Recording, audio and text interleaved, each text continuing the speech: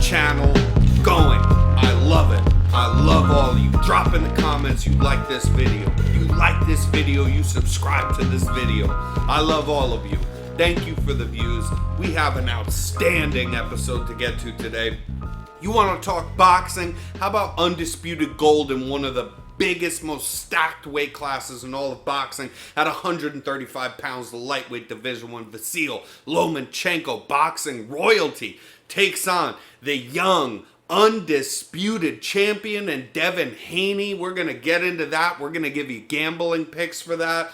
But first, we're going to get into the undercard of that. We're going to get into the Adam Lopez-Oscar Valdez fight, and I guarantee you that I tell you some stuff about that fight that you have not heard on any other boxing channel, period. Point blank, period. I guarantee it. And before we get into all of that stuff, I'm going to give you some stuff that you never heard before about the worst stoppage that we have ever seen in boxing.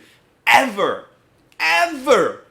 In the Rolly Romero versus Ismael Barroso fight. So let's start there. Hit subscribe, hit the thumbs up, right? All that good stuff. And you know the saying already. If you have a friend, if you have a family member, a crazy ex-girlfriend, or you walk outside to take the garbage out and there's a homeless guy shooting up in your dumpster, ask him, do you like combat sports? Because I got a show to refer to you, good sir, or ma'am, whatever. That's the saying on the show. Share the content around because it helps the channel more than anything. And also, any YouTube channel that you really appreciate and watch all the time, sharing the content around in general, besides my show, helps your favorite YouTube channel. So fuck all that other noise. Let's get into this. Ismael Barroso taking on Rolly Romero this past Saturday on Showtime. It was the worst stoppage that we have ever seen. But you can go to other channels to hear about how bad this stoppage was. Early stoppage doesn't really do a justification, because an early stoppage implies that somebody gets hit, but they're still with it, and it shouldn't have been stopped because the fighter was still defending himself and or throwing back punches, and he was still, his equilibrium was there enough, and he gets stopped on the feet, and it should have been. This was a horrible blemish on the sport, to be honest. This is the kind of shit that turns people off from boxing. Yeah. But I'm used to it. If you're a real boxing fan, you should be used to it. I'm used to it already. So this was the worst one maybe ever that I've seen. But it was a push. It was a push shot. It was like a shot that wasn't a shot. He couldn't commit to it because Barroso was tagging him all night long. Barroso, 40 years old, looks like he's 70. That's another joke you'll hear on other podcasts, but we'll roll with that one because it is funny. He looks very old in the face. But even for 40 years, which they age him at, in his pro career, I think the guy might be older than that.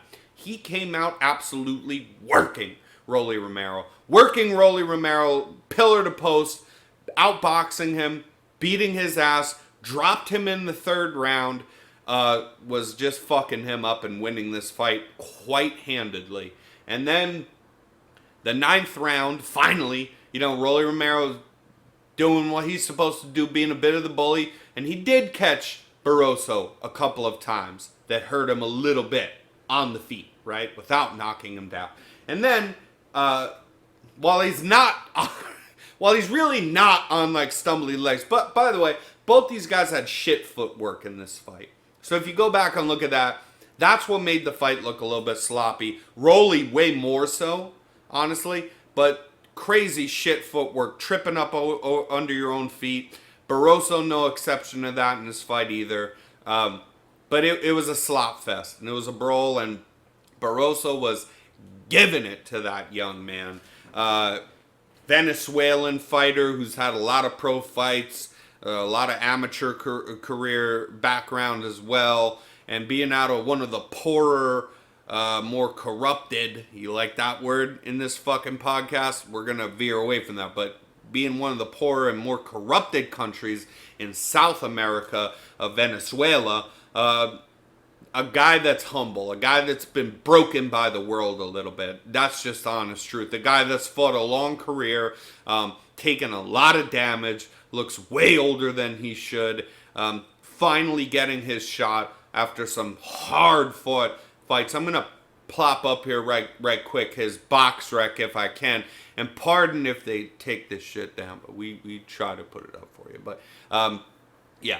Ismael Barroso fought some really good competition there, and you know, earned his way here off a 3-fight win streak to get into the Rolly Romero fight, who did not earn his way into the 140-pound division, period, coming off of a knockout loss to Gervonta Davis, in which he fought very well until it happened. But either way, coming off a knockout loss, moves up in weight, now is fighting at 140 and automatically gets a shot at a world title fight against a guy who pops dirty for PEDs, and then, you know, whether it's right or wrong, and they strip him of the belt, they say this is an interim belt, now it's all of a sudden the full belt, and he's not a deserving champion. Yada, yada, yada. That's the stuff you heard on the other podcast. But I want to talk about the corruption angle that you guys always just love to throw out there. Everybody loves to throw this shit out there, don't they?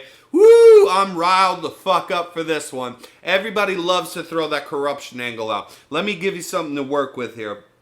Yeah. Horrible stoppage. Push shot, and not an actual punch, but a push. And stopped on the feet when he's not knocked down and he's not wobbled and he didn't get hit clean. Horrible stoppage by Tony Weeks. So you say this must be corruption and not just a horrible night for Tony Weeks. I think more along the lines of this was a horrible night for Tony Weeks. Let me tell you why. Tony Weeks won to never shy away from letting a fight go on. Do you notice this picture?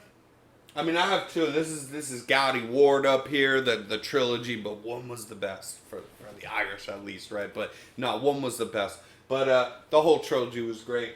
You know this fight? Diego Corrales versus Jose Castillo.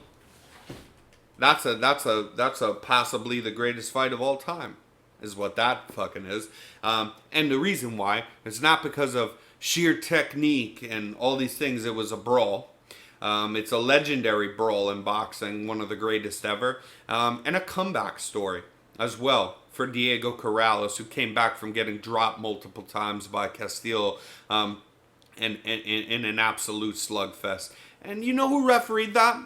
Tony Weeks refereed that. That's the legendary fight that made Tony Weeks, was literally like a part of the reason why that fight could go on. Punishing Diego Corrales, but for spitting out the mouthpiece, but knowing what he's doing and and letting the fight go on. Seeing him get dropped, get up, fight, get dropped again, not stopping the fight, the guy came back and won. Tony Weeks was a huge part, and that's rare to say in refereeing. You're usually basically supposed to be out of the fight and just watching and doing your job. But Tony Weeks ended up being a huge part of an epic fight like that. Remember the Tyson Fury fight, right? And he's against Otto Wallin, and he's got a huge gash over his eyebrow, but he's winning that fight. But he's got a huge gash.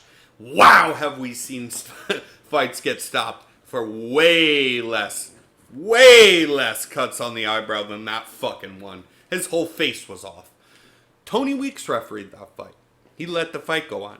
Hey, remember Mayweather Maidana 1? Because 2, they slid in the Mayweather referee there, and so you got no clinching allowed, no inside fighting, no nothing. Mayweather Maidana number 1, a lot of people, now I don't agree with this, but it was very close. Man, it was very close. I do show people this was maybe the closest that Mayweather's come to getting beat, right? Allowed the inside fighting and the brawling of Marcus Maidana, right, against Floyd Mayweather, who just wanted to get the distance and box. Allowed the dirty fighting, the inside fighting. The referee did. You know what referee that was? Oh, that was Tony Weeks. That was Tony Weeks, who is literally legendary and a Hall of Fame referee for letting fights go on and being a fan-friendly referee. And you guys might know that But if you didn't, there you go. And if you did know that, I'm betting you that you said, why the fuck would Tony Weeks stop this fight in a historically bad stoppage that can't even be classified as an early stoppage because there was no shots that even landed to make it be where you could argue the guy being wobbly on his feet, which it was not. He was not. Yeah. You know why? I have a theory for you. You know who David Morrell is? David Morrell is the up-and-comer. Everybody wants to see him fight Benavidez. He calls out Benavidez. He's an absolute slugger. He puts people away. And when he puts people to sleep, we just watched him on the undercard of the Tank Ryan fight. And I told my friends, watch the fuck out because they get the smelling salts out. Because this guy ain't going to get a stoppage. He's going to put your ass to sleep. And that's what David Morrell Jr. does. Well, Tony Weeks refereed a David Morrell Jr. fight that was after all of these epic battles. This one, the Tyson Fury one, the Maidana Mayweather, all these epic fights that Tony Weeks became famous for letting fights go on, letting fighters go out on their shield. There was one that happened after that, and therefore more recently. And that was him refereeing David Morrell Jr. David Morrell Jr. versus Idios, Your Boss A Million. Weird name, I know, but don't laugh because Your Boss A Million was a warrior in that fight. Losing the fight, but was a warrior in that fight and made it all the way in. He got fucked up in that fight. Go back and watch that fight. Tony Weeks refereed it. He let the fight go on and on and on and on into the 12th round. And when Morrell clearly won the fight, he got his hand raised. And then for no good reason with all that abuse, Your Boss A Million walking back to his locker room stumbled, fainted, was rushed to the hospital in an ambulance and put into an induced coma. Induced coma. Because he needed to be. Because he was going to die. And luckily, he was able to recover from a near-death beating, but still can never be sanctioned to box ever again in his life. And that's what he was a professional boxer to feed his family. So I do believe, and Tony Weeks has touched on this stuff, very aware of what happened after that fight. And I believe that Tony Weeks, after taking some time off to supposedly clear his head, did not really recover from that. I believe that Tony Weeks had this fight in his head, and you know what? I've always gotten away with it. These guys have always gone on and had these wars and these epic fights, no matter who won. I let the fans win. I'm a fan. I won. These fighters want to fight and they're warriors. They love me as a referee. And I've always just won on this kind of thing until I watched it not work. Letting a fight go on too long. So, bear with me. It was possibly the worst stoppage that I have ever seen in my life, being a lifelong boxing fan. It has no kind of reasoning to put Tony Weeks in the clear. That is unexcusable, that stoppage. And I only wish the best for Ismael Barroso, who got robbed of his world title shot that he worked his life for and is very old and over the hill and put on the performance of a lifetime as a hefty underdog against Rolly. And they robbed him, and that's sad. Tony Weeks did that, though I believe not with the intention of doing that. But my angle on telling you this is that this is not the 1930s and the mafia goes and whispers in somebody's ear. You know that the whole thing about corruption is always based on the judges, right? You know that. You know that time and again we get these crazy judging, and then you have to, well, at least one of them, right? And you have to think, wow, you couldn't score that. My neighbor, who's never in his life or her watched boxing, could come over here and go, what in the hell was that scorecard? We see that all the time. So the corruption angle that would be always in with judging, which we're getting used to maybe a little bit, like you could get there. We know that the mafia doesn't control boxing anymore. We know the promoters do. But you know that they are not the mafia. And you know, don't you, if you watch it, if you actually watch this channel and you don't know this, unsubscribe and don't watch this channel anymore, because we are boxing fans who are here to talk about boxing for real, not the bullshit clickbait stuff. And so if you do not know that there is no such thing anymore as getting in a fighter's ear and going, I'll pay you some money if you take a dive, that doesn't happen anymore, and it hasn't happened for the longest fucking time. Your parents weren't alive when that shit happened, dude. Your parents were not alive when that had still happened.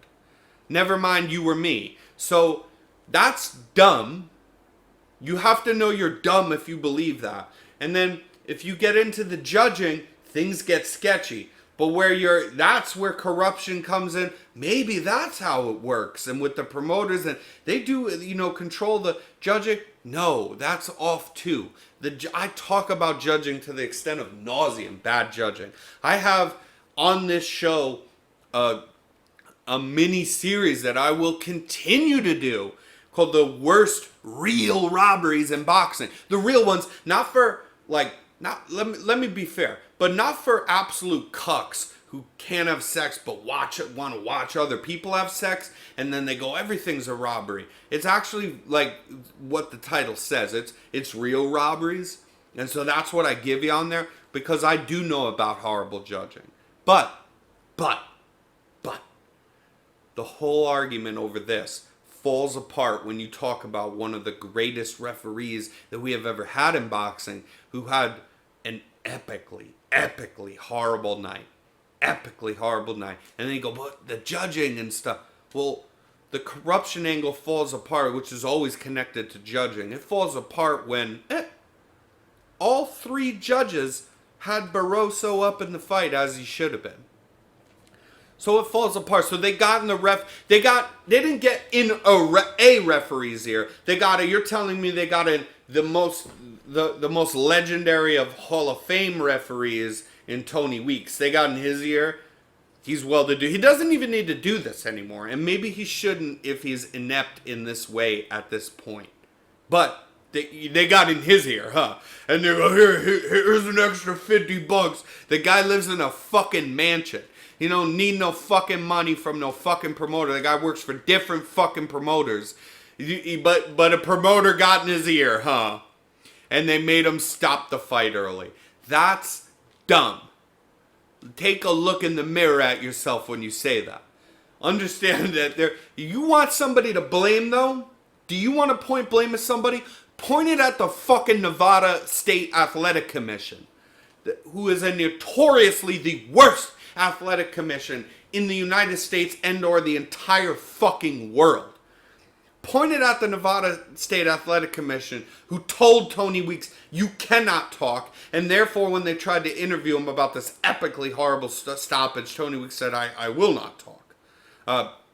Pointed at the Athletic State Commission for not making a statement about this and saying that, you know what our whole job is and why we get percentages of the fighter's purse and the venue and stuff like, you know our whole job. The only reason that we're here and called a commission, and we haven't always been around, but now we are, and our role to play and get ourselves in the door and take some money from you is to be watchdogs on this sport and to say, we're going to protect fighters and we're going to protect against corruption and we're going to protect all these and we're going to do follow-up investigations. But yet they never do that, and they didn't do that here. And not only did they not say they're going to do an investigation, but they've said fucking nothing, not a fucking thing about, and they've done it so many times before, just radio silence. about a whole issue that literally it's their fucking job. Tony Week's job is to be the referee. He did a bad job. So then now whose job is it to fucking find out why he did a bad job? It's the Nevada State Athletic Commission's job to do that. And then they just go, we're just kind of, nah. I mean, they didn't even do it. They didn't even go, we're not going to do anything. They just go silent. And then people are banging on their doors. What in the fuck? Why did you get money? Why are you here? Why do you ruin fights for us and PD tests that are fucking bullshit, man? Fucking bullshit. You ruin fights for, you do this stuff. This is your one fucking job and you're not even going to answer the door to us. Those are the people you want to blame for that bullshit fight. And now that I've told you about that, we're going to move on. We're going to move on. And we're going to move on to Devin Haney versus Vasily Lomachenko. So Devin the Dream Haney taking on Vasily Lomachenko, boxing royalty versus the young man who has found undisputed gold. We have a good co-main event as well. Oscar Valdez taking on Adam Lopez. I'm going to start you off with the Oscar Valdez versus Adam Lopez fight. I bet you that a lot of you don't know this, but first off, the fight's a rematch. I hope you know that. It's number 2. It's not number 1. These guys have fought before and in the pros and not so long ago. Remember when Oscar Valdez became famous for beating Miguel Berchelt, which I myself picked Miguel Berchelt to win that fight beforehand? Remember that? Stunning boxing, great out of nowhere, used to be a brawler, and then there he goes, fine boxing off the back foot, find the knockout. Remember that? Well, that was almost Adam Lopez, because before that fight, he fought Adam Lopez, Oscar Valdez did, to get that, the winner would get Miguel Berchelt and the belts. So that's the fight that determined that the winner, who in that case was Oscar Valdez, got a fight. We want to talk about bad stoppages. That was a bad stoppage. The Oscar Valdez versus Adam Lopez fight. He got a stoppage with 7 fucking seconds left in the 7th round against Adam Lopez, who got right back up to his feet, and then it was a bad stoppage that was way early. And when he's back up to his feet, didn't look too hurt at all to continue. Would have been called a bad early stoppage no matter what. Not to mention that there was also only 7 seconds left in the 7th round. Not to mention that judges had Adam Lopez winning that fight. I as well had Adam Lopez winning that fight. Adam Lopez dropped Oscar Valdez in the 2nd round of that fight. And that jab was excellent. Excellent. All night long, and Valdez didn't have an answer for it. So now this is the rematch, and in a fight where Oscar Valdez back then really struggled with old Adam Lopez. And Lopez, if they didn't get that early stoppage, he's already up, already dropped Oscar in the 2nd round and was winning on all the judges' scorecards at the time of the bad stoppage. And it was giving him problems. And basically the rest of that fight, you didn't know how it played out with a bunch more rounds to go. But that didn't look great for old Oscar Valdez till they gave him that stoppage. However, I do think that Oscar Valdez since then went on to that Miguel Berchelt fight and looked phenomenal. Looked like a better boxer and boxing off the back foot than he ever had before when he was kind of more known as a brawler. Kind of tricked Miguel Berchelt into saying, yeah, let's brawl, and then boxed his head off the back foot, countering him, so on and so forth. So he looked great there. Then he went on, and I did think that he lost, in all fairness, but not a robbery. Again, the real robberies thing. Remember that. That's a segment. This wasn't one of them. So, but I did think that he should have lost the Robson Conceição fight, in which Conceição basically swept him for the whole first half of that fight. But it was close enough. because he came back and landed some damaging shots in the last half of that fight. So, but I thought he should have lost to Robson Conceição. But but he came off looking amazing against Burchell. And then Conceição is an underrated boxer, another guy that a lot of people just don't know about. But that is absolutely phenomenal. So I thought that, made a good presence for himself there. And hey, got the victory in a close fight that I do not call a robbery. So there you go, beat him. And then he got just outworked, outclassed, just fucking boxed his head off, danced circles around him, made fun of him while he's doing it against Shakur Stevenson. Who Shakur Stevenson will, mark my words, if he ever gets these fights, it really is kind of almost whoever he gets, right? But if he gets these fights of the modern day people that we want to see, right? Like Devin Haney, also an incredibly good boxer we're going to talk about in a second. I think he beats breaks off Devin Haney, outboxes him, hits him harder than Devin can hit him, and boxes circles around him. And Gervonta Tank Davis, I think Tank doesn't land that counter shot because Shakur is very safe. So I think Shakur Stevenson runs through every person alive in that division. And I think that the moment that he moved up from 130 to 135, Shakur Stevenson that is, that every other 135er woke up that morning, looked at their phone and goes, fuck. Because Shakur just beats everybody. So that I don't hold against Oscar Valdez for getting shut out in that fight in a boxing masterclass, taking him to church, so to speak. But overall, Valdez, kind of came has improved. I mean, certainly after that Lopez fight to the Burchell fight was just such a massive improvement. It's crazy. And then since then, Adam Lopez.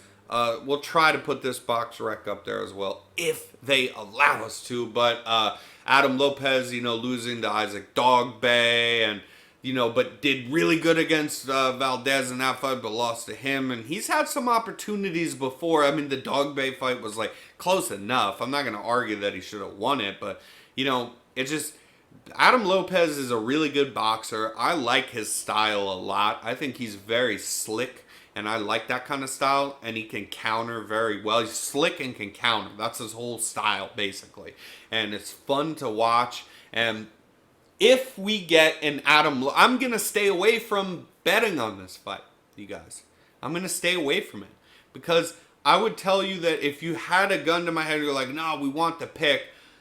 Okay, I guess Oscar Valdez, because he won the first fight, but it was bad stoppage. He didn't look great. If they would have ran the fight directly back, I literally would pick Adam Lopez to win the fight. I promise you that. If they immediately ran a rematch back, I would pick Adam Lopez in that moment to beat Oscar Valdez again, the way that first fight looked. But I think that Oscar has come far from then, certainly from there to the Burchell fight.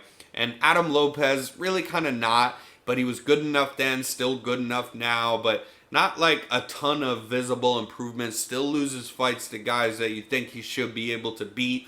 And just the experience difference of at this point of where Oscar Valdez is, it should do it justice. But if Oscar Valdez, because he got shut out by Shakur Stevenson, isn't quite as good as you'd hope he would be, and if Adam Lopez shows up, like Valdez did against Burchell, where he mind blows you a little bit, wow, look at the improvements here, because he realizes this is my last shot. This is it. This is my shot, man. I'm going to beat this guy and then get this huge boost in fame off of his name. And I know what I'm coming here to do. And his coaches set out a good game plan, and he sticks to it because he can box and he is very slick, and he doesn't get greedy or overly aggressive. I think that Adam Lopez could win this fight. So I'm going to stay away from it, and let's see which Adam Lopez shows up for that fight. And now, we're going to talk about motherfucking Devin Haney versus Vasyl Lomachenko. And I'm going to start you off like this. Because we're going one way, and you don't know which way I'm going. You don't know which way I'm going. You know what I'm saying? You don't know which way I'm going. So, We're going to go one way, but first we're going to start in another place. So I'm going to start you off like this. Do you guys really think, for real, I want to know in the comments. And I'm going to talk, but I'm going to respond to you, and I'm not disrespectful, so please don't ever fucking be disrespectful to me. That's the first thing. Because I'll straight call you a bitch. I'll fuck your mother. So don't ever be disrespectful to me in your fucking life. But I'm not disrespectful if you guys present an argument here, okay? So I want to know, do you guys really think for real that Devin Haney just owns Lomachenko for the whole fight, the whole duration of the fight? Loma don't get rounds. Okay, well, let's grant him like one round and then still call it a show. You really think that he only wins one round? Do you really think that Vasyl Lomachenko only wins 2 rounds in this fight? Or do you think that this fight is more like 8-4 in the end for like Devin Haney? Because I want to just kind of, we want to weigh out our options here and really try to make a assessment. That's what I'm doing on this show. So I want you to do it too in your heart. It's easy to just talk shit online, but you really think that Devin Haney just shuts out Lomachenko no problem, and Lomachenko doesn't make his reads that he has always made in every single fight that he has ever had, win or lose? And you think that this will be different? You think he's too old? He's too whatever? I think that this is more of like an 8-4 Devin Haney thing. And Lomachenko is a second half kind of fighter, right? So Lomachenko's like a second half kind of fighter. So he's going to make his reads. He's a notoriously slow starter, right? And if you're a Lomachenko fan, what you need here is you need the Lomachenko that is not, pretty recent, not so long ago. That even after the Tio loss, came back and destroyed and dispatched Nakatani. You need that Lomachenko. You need the Lomachenko that showed up even after that fight and did work on Richard Comey and embarrassed him. You need that Lomachenko that starts faster, makes the reads faster, does his whole same game plan, but picks up on shit faster and executes faster. But I think that, Lomachenko will always be able to do that. And obviously still now. But I think that it's a touch too slow. I think that what we've been seeing from him, like what we saw in the Teofimo Lopez fight, was him winning a lot of that second half of the fight until the very last round. But like, those were the only rounds that he won, was like those 4 or 5, in the second half of the fight in a row, because he picked up on shit and made his reads as he always did. But he did it too late. You are already losing. It's too much to make up for. And if we see this fight open up and Devin Haney be careful, moving around the ring well, not letting himself get backed into a corner, using his ring management real well and popping the jab out all the time and keeping his hand up and nice and boring, right? Popping the jab out and moving and just jabbing and landing more off the jab, and nothing hurtful, nothing dramatic, but good old-fashioned, like, by-the-book boxing shit that looks dull and boring to the average fan. And then we see that for the whole first half of the fight, and we're going into the 7th round, and you wonder if Vasyl Lomachenko has won a round in there yet. It's too late. It's too late at that point. So we need a Vasyl Lomachenko that's being dramatic and making these reads and doing work within at least 2 rounds within the first 6 of the fight, right? That's what we need, because I have total faith that Lomachenko will show up in the second half of the fight after spending round after round after round after round in there with Haney and being like, yeah, he pops the jab out. He likes to move this way. A lot of the stuff, Devin Haney is brilliant. He deserves everything that he has, but he's, a lot of people saying, oh, he's boring. He's a little bit in that kind of ass. It's way different styles, by the way. But the Mayweather comparison, to me, makes more sense as far as how fans perceive him. Speaking of Devin Haney, because he is like a Mayweather where everybody roots against him. He's got a couple of people that are like, this is a boxing genius, you know. And then everybody else is like, wow, is this guy boring? He doesn't stop anybody.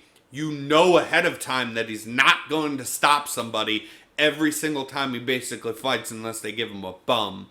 And even then you wonder, like, but at the same time, he's not just going to barely win the fights. He's going to produce shutout performances, like the back-to-back Kambosos fights. You know who did good against him? Jojo Diaz. We need a Vasyl Lomachenko that looked at that Devin Haney-Jojo Diaz fight and goes, I see the way to get inside on him. Don't let him just jab me and move around, you know. Don't be inactive. You know, always be hunting. Get inside at all costs. Don't be afraid of the power. There's not a lot of power. The guy's not stopping people. Get inside of him, you know. Get inside.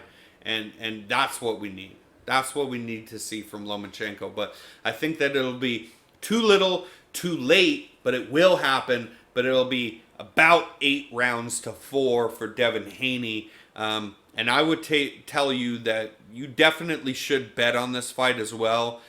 And all cards on the table, I'll tell you also, I'm way more as far as like just fandom goes because I am fair. And I give you guys good gambling money. I want to win money. So these are my picks that I give you. So I'm going to give you those and they're going to contradict what I'm going to say here. But I'm just letting you know I'm more of a fan of Lomachenko for sure. Way more of a fan of his style, how he's just, you know, the angles are amazing, the way he looks as he does, he's always just, and his resume is strong as shit, you know, just go back and look at the names that he has fought, they will age like fine wine, you know, they were the people of his day, you know, the Linareses, the Pedrazas, so on and so forth. I mean, the Rigondeaux win. Wow. No Mas Rigondeaux.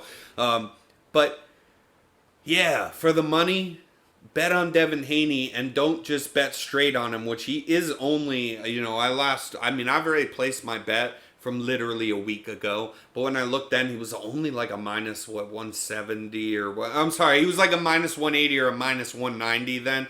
But he was a minus 170 or a minus 160, which is just even like better money, right, for a win by decision, which is how he wins fights.